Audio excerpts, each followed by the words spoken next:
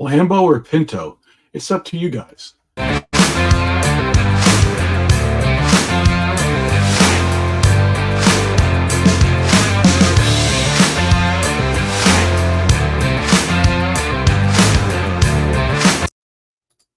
everybody, this is Chris from Swap and Go and the S&G project. You wouldn't know that unless I put the banner up there, and I always forget to do that. There we go. SWAPNGO.EXCHANge. That's where you want to go. Before you go there, though, can you please drop a like and subscribe down there for me? It would go a long way to getting the word out for us. And one of the things I want to show you guys, yes, Lambo or Pinto, is it up to you? Pretty much. I always hear, win Lambo, win Lambo. I never hear win Pinto, but everybody wants the Lambo, right? Well, in order to get to the Lambo, what are you going to need to have?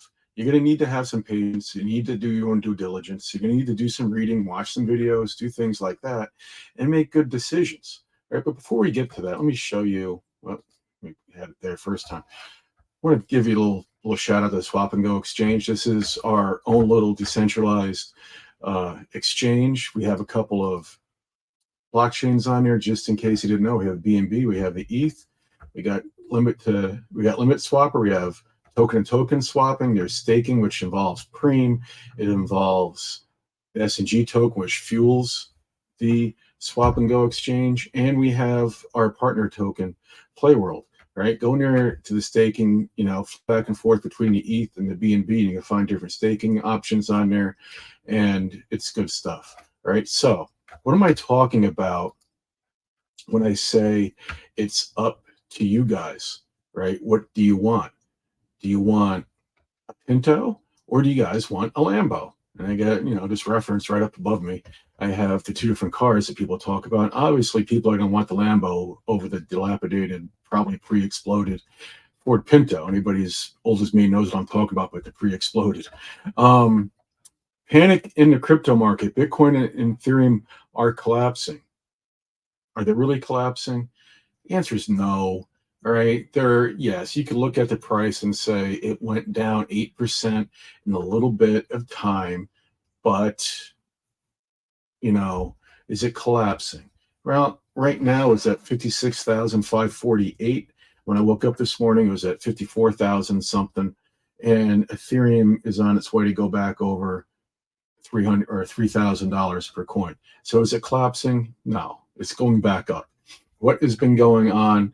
Well, there's a couple of things going on. Mt. Gox, if you haven't been following along, is paying back some creditors. It was a older Bitcoin exchange, got hacked. Some people pulled off, I guess, a big heist, stole a bunch of crypto, and they had to pay back their creditors. And that's starting to happen now. Right? But it's $9 million in Bitcoin. Just look over here and do a simple search. Bitcoin daily volume. What's the 24-hour trading volume Bitcoin? Over the last 24 hours, the trading volume of Bitcoin is $52.59 billion. That is per Coinbase. Let's just go down here and see what someone else says. This is Bybit. Bybit's current price is 57. Obviously, this is a couple of days ago.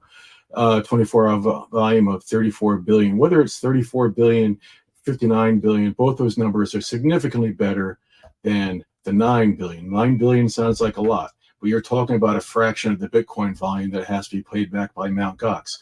What are people doing? They're freaking out, right? They're selling, and that's part of what's going on. And what do you think's taking advantage of this? I'm sure that BlackRock and Fidelity have done their own fair share of selling, but that's not too. They're not running around saying the sky is falling. What are they doing? They're manipulating the market. When they see the fear out there, they're going to add to the fire. They're going to make it go down. They're going to do things like that, and they're going to add to the fear, and they're there to make a profit. Okay, so let's go over here. Another thing that's playing the market is the U.S. jobs report.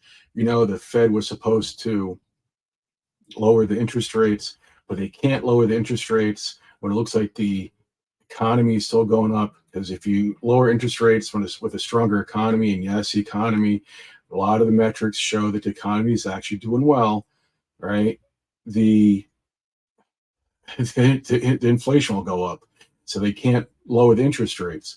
Okay, so that was one of the fears, but it says U.S. jobs show a steady slowdown in the market, in the labor market, which is one of the good things for us in the investments, because sooner or later that keeps slowing down. The Fed's going to cut interest rates. So that's a good thing now for us. If, another thing that's bringing us down is the U.S., there's a presidential election going on, in case you didn't know. And a lot of people are afraid of who's going to be elected president on both sides. Now, one of the things I brought up was Presidential Historian Survey 2021, economic management, right? I wanted to show you guys something here, that we're so divided right now. Yes, I'll set the cookies down here, get that out of the way.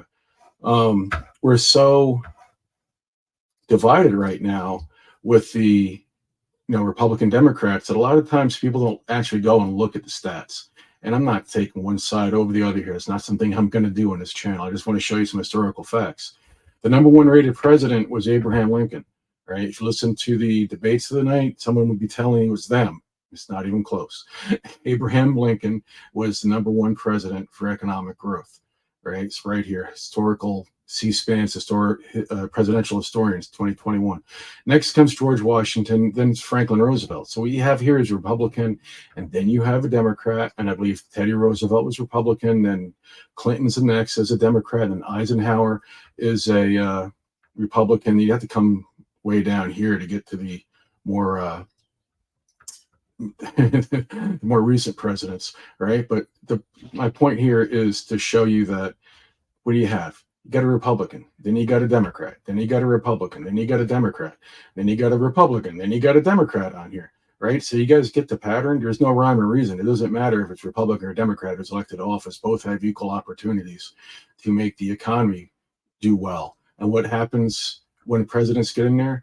You might have had a really good president who's down here, but had other things going on in the world that prevented the economy from booming, okay? Because we do live in a world. We don't live in an isolated country. So a lot of times presidents, they get elected into a time period where it's kind of difficult to make economic progress because what's going on the planet, right? So you also have to consider that. But if you're an investor, you're going to look at this, my opinion, not financial advice, you look at this and you're going to say, you know what, does it really matter who's president?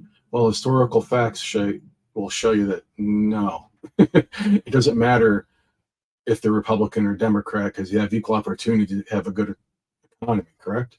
Okay, so other things that are going on would be what's going on in Germany. The German lawmakers urge government to halt Bitcoin sell-offs. That's one of the things, is a Bitcoin sell-off, right? And adapt it as a strategic reserve. That would be the smart thing to do. And people in Germany are starting to wake up and saying, we got to stop selling all this Bitcoin, because someday it's going to be worth 100,000, 200,000, 300,000. And if we have it as a strategic reserve, that's only good for our country if we happen to hold on to it. So I got a feeling that Germany's going to stop dumping. All right. And that's what I've got for you. This is what's going on, right? Are things still looking good for the future? They're absolutely looking good for the future. So I go back to, do you want a Lambo or do you want a Pinto? Well, if you want a Lambo, you're going to look at all this information. You're going to do the research for yourself. You're going to watch my video and see some of the things I brought up for you, and go research it on your own, because this is just my opinion. It's not financial advice. But if you look at the information that's out there, it'll show you that if you hold on, if you dollar cost average right now, you will have a rosier picture than if you sell right now, all right? Because if you sell right now, you take your loss, you're going down the road to a Pinto. If you, in my opinion, not advice, but if you go to do the research, you hold it out, you see what's coming, you will be happy with what you see, right? And you'll probably get a nice car or a better future. All right, I'll see everybody later on. Have a great day. Bye now.